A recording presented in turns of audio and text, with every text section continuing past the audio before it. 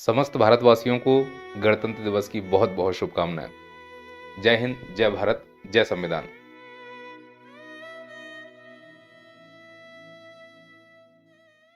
वहीं एक पक्ष ये कह रहा है कि यूजीसी की नई गाइडलाइन भेदभाव के खिलाफ है, किसी जाति के खिलाफ नहीं। और अगर आप भेदभाव नहीं करते हैं तो यूजीसी की नई गाइडलाइन का विरोध क्यों कर रहे हैं? और यदि आप सड़कों पर उतरकर यूजीसी की नई गाइडलाइन का विरोध कर रहे हैं तो इसका मतलब है आपकी मंशा है कि आप भेदभाव करना चाहते हैं।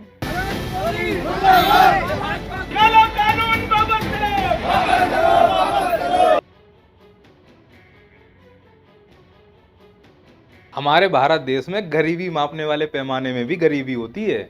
और जब हम भेदभाव की बात करने के लिए आते हैं तो उसको भी पूरे भेदभाव के साथ करते हैं। जैसे अभी हाल ही में university grants commission promotion of equity in higher education institutions regulations 2026 की जो ये नई गाइडलाइन जारी की गई है, इसको लेकर समझ सकते हैं कि संविधान कहता है कि जन्म स्थान के आधार पर किसी के साथ भेदभाव नहीं होगा, लेकिन आंकड़े कहते हैं कि भारत में जन्म स्थान के आधार पर भेदभाव हो रहा है।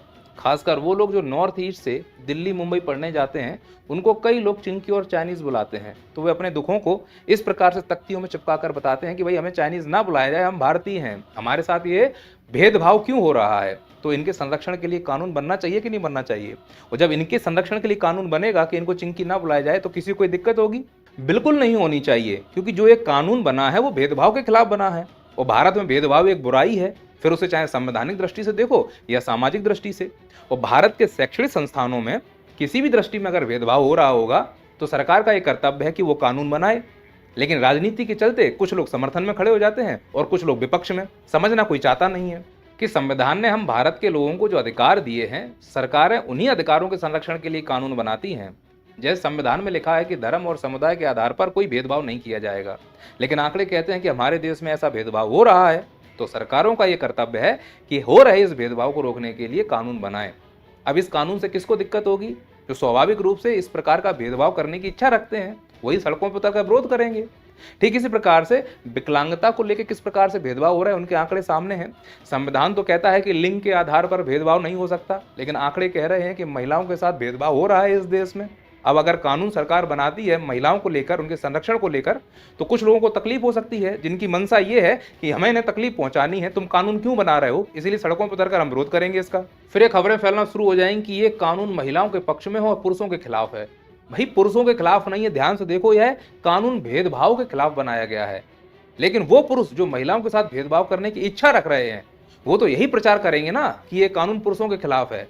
ठीक ऐसा ही अभी जो नई गाइडलाइन आई है यूजीसी की, उसमें यही तो किया गया है कि जो भेदभाव हो रहा है बड़ी बड़ी यूनिवर्सिटी में, विश्वविद्यालयों में, इस भेदभाव को कम करने के लिए कानून लाया जा रहा है। क्योंकि संविधान तो कहता है कि जाति के आधार पर भेदभाव नहीं हो सकता, लेकिन आंकड़े कह रहे हैं कि भेदभाव हो रहा है। और अगर कानून भेदभाव के लिए अभी तक बनाए जा रहे थे, वहां हमें तकलीफ नहीं है, तो जब यहां भेदभाव के लिए कानून बन रहा है तो हमें तकलीफ क्यों हो रही है?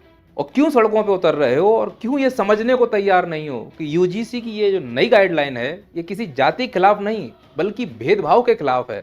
और जो लोग सड़कों पे उतरकर इसका विरोध कर रहे हैं, मतलब वो ये कहना चाहते हैं कि हमें आज़ादी दो, हम भेदभाव करना चाहते हैं, इस प्रकार का कानून हमें नहीं चाहिए। और जो इस कानून का पूरी तरह से समर्थन कर रहे हैं, उनसे भी ये कहना चाह रहा हूं कि कानून में जो प्रावधान किए गए हैं, हर एक कानून की अपनी कमियां होती हैं, इस कानून की भी कुछ कमियां हैं। तो सबसे पहली कमी इस नई गाइडलाइन की है कि जुर्माने के प्रावधान को ही समाप्त कर दिया गया। पहले झूठा केस करने पर जुर्माने का प्रावधान था, अब नहीं रहा। दूसरी कमी है कि जब कानून का उल्लंघन होने पर जो पनिशमेंट मिलना है, उस पनिशमेंट का स्पष्ट विवरण नहीं है। पनिशमेंट तय करेगा हेड। अब हेड का मूड अच्छा है तो तुम बच गए, हेड का मूड खराब है तो तुम मर गए। हेड का मूड अच्छा है तो तुमको डांट के भगा देगा, चलो जाओ, और मूड खराब है तो रिजल्ट रोक लेगा, कॉलेज से निकाल देगा। और तीसरी कमी इस नई गाइडलाइन के दायरे को लेकर है कि केवल छात्रों तक सीमित नहीं है, शिक्षकों को भी प्रभावित करेगी। एक तरफ देखा जाए तो बहुत शानदार कदम है, लेकिन अगर इसके नेगेटिव पॉइंट की जब हम बात करते हैं तो सोच कर देखो, अगर कोई टीचर पॉलिटिकल साइंस का या इतिहास का है, अब पॉलिटिकल साइंस और इतिहास में तो धर्म, जाति, लिंग इत्यादि की बात होती है, कटाक्ष के साथ अगर पढ़ाना चाहे तो टीचर संकोच कर जाएगा पढ़ाने के लिए, तो वो उतनी गुणवत्ता शायद ना दे पाए जितनी वो दे सकता था। और चौथी कमी के रूप में इस नई गाइडलाइन की निरंकुशता को देखा जा सकता है कि यूजीसी या सरकार जब भी चाहे किसी कॉलेज या यूनिवर्सिटी का फंड इस आधार पर रोक सकता है कि भाई इस नई गाइडलाइन का तुमने अक्षर सा पालन नहीं किया। और पांचवी कमी यह है कि यदि कोई एससी वाला दूसरे एससी वाले के साथ भेदभाव करता है तो कानून में क्या प्रावधान किया गया है। मतलब एससी वाले के साथ भेदभाव कर सकता है, ओबीसी वाला अगर एससी वाले के साथ करे तो भी कानून में कोई प्रावधान नहीं है। कुल मिलाकर अगर देखा जाए सवर्णों को इससे बाहर रखा गया, ये अपने आप में कमी है। अगर छात्रों के हित के लिए, पढ़ाई हित के लिए भेदभाव को खत्म करने के लिए किया गया था तो फिर इसको सभी के ऊपर लागू करना था। देखिए, भेदभाव में समता लाने का मतलब है तुम समाज में बुराइयों में समता ला रहे हो। यह अपने आप में एक असंवैधानिक प्रोसेस हो गया। और अब जो लोग भी इस नई गाइडलाइन की इन कमियों को किंचित रूप से सवर्ण विरोधी मानकर सड़कों पर आंदोलन कर रहे हैं, मेरा उन्हें सुझाव है कि आप एक बार इस नई गाइडलाइन के प्रावधानों को पढ़ लें, खासकर उसके उद्देश्य को, तो शायद आपका ये भ्रम दूर हो जाए। यहाँ पर ये लिखा हुआ है कि धर्म, नस्ल, जाति, लिंग, जन्मस्थान या दिव्यांग के आधार पर।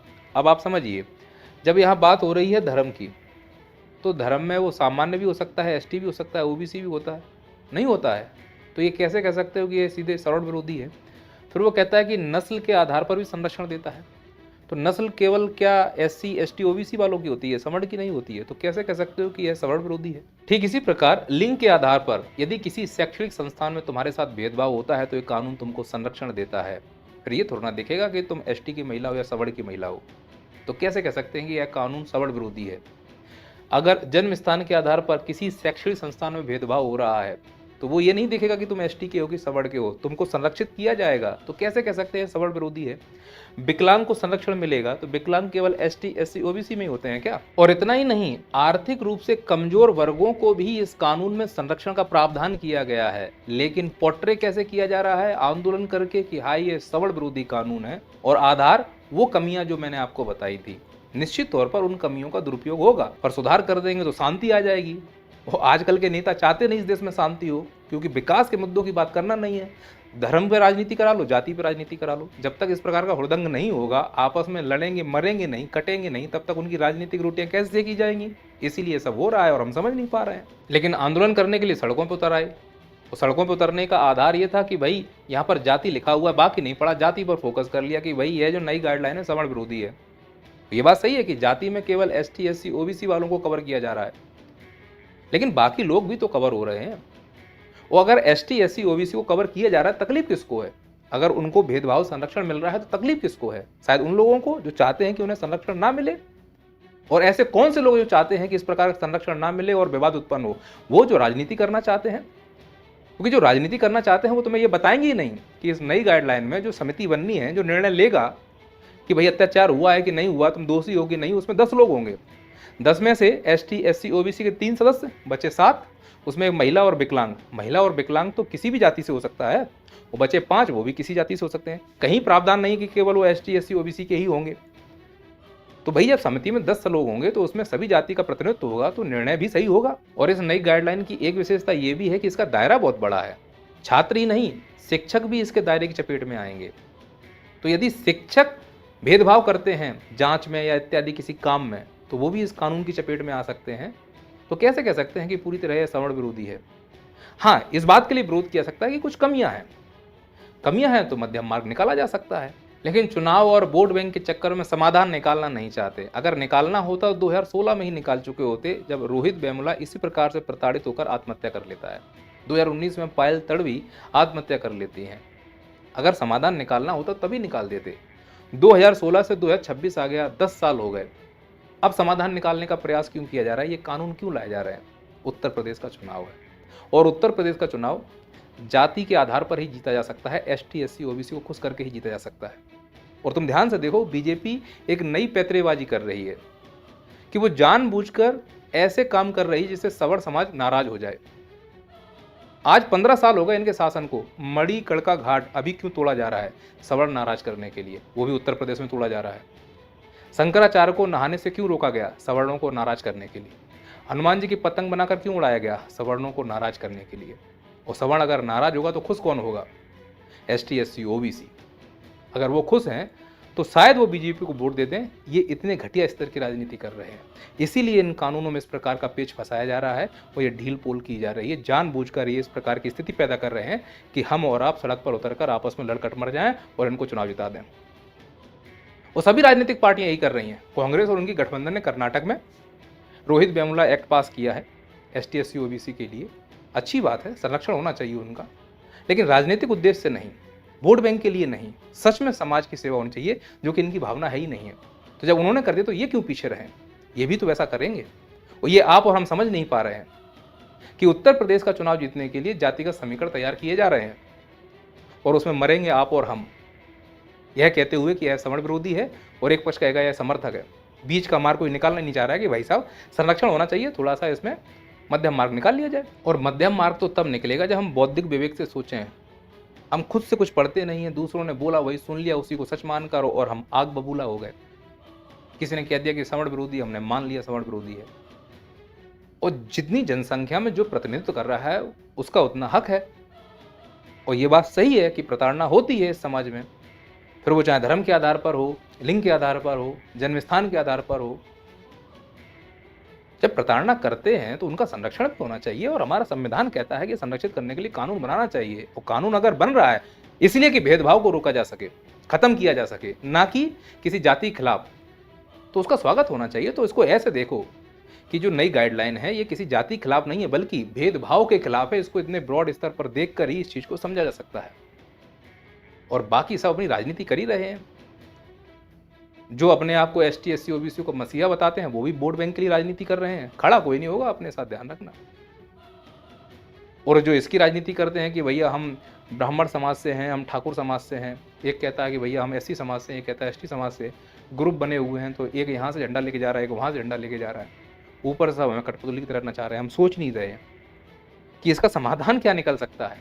बस सड़कों पर उतर के लड़ना है, होल्ला करना है, नारे लगाना है, मुद्दे की बात भटक जाए इसलिए सब ड्रामा किया जाता है। कोई नहीं कह रहा है कि भैया तुम मन से खड़े होकर धर्म जाति की बात क्यों करते हो, स्कूल, साइंस, विज्ञान, इनकी बात क्यों नहीं कर रहे हो। करना नहीं चाह रहे हैं वो, उन्हें मालूम है कि बहुत सस्ती राजनीति है, भड़का तो भड़क जाएंगे। एक बार पढ़ के तो देखो, पूरा एनालिसिस करके देखो कि भाई इसमें नुकसान कहाँ है। और 30 दिन का समय भी तो मिलेगा। और समिति में ऐसा तो है नहीं है कि केवल एक ही जाति के लोग हैं, सभी लोग शामिल होंगे। और फिर कॉलेज स्कूलों की बात है, ये बात सही है कि रंजिश भी होती है और कई सारी फिल्में तो वैसे ही बनती है ना आजकल। स्टूडेंट ऑफ द ईयर, रहना है तेरे दिल में, 2 स्कूलों के गुटों को लड़ते हुए दिखाया गया है। ऐसे ही यूनिवर्सिटी में चुनाव होते हैं छात्रों के, तो उसमें भी रंजिश हो जाती है। तो रंजिश में दुरुपयोग होने की संभावनाएं हैं। पर हम यह पूर्व धारणा क्यों कर लें, और ये समाज पूरी तरह से पूर्व धारणा करके ही तो चल रहा है। एसटी, एससी, ओबीसी ये पूर्व धारणा किए हुए हैं कि स्वर्ण समाज हमें प्रताड़ित करेगा, और स्वर्ण समाज यह पूर्व धारणा किए हुए कि एसटी, एससी, ओबीसी हमारे ऊपर एक्ट लगा देंगे झूठा। और हकीकत इनमें से कहीं और ही है। हम पहले से सोच के अपने आप को आग बबूला कर रहे हैं, स्थिति हो या ना हो पता नहीं, हमें भविष्य में जीने कितनी याद होगी, ऐसा हो जाएगा। अरे हो जाए, सामने दिखाओ ना कहां हो रहा है। और जब होगा तो इतने तो पढ़े लिखे हैं कि हम बिल्कुल ही अनपढ़ हो चुके हैं। लेकिन नहीं, सामने वाले ने भड़का दिया, हम भड़क दिए। मेरे हिसाब से इसका मध्यम मार्ग हो सकता और होना भी चाहिए। बाकी आप सलाह दें। मिलते हैं अगले वीडियो में। जय हिंद, जय भारत।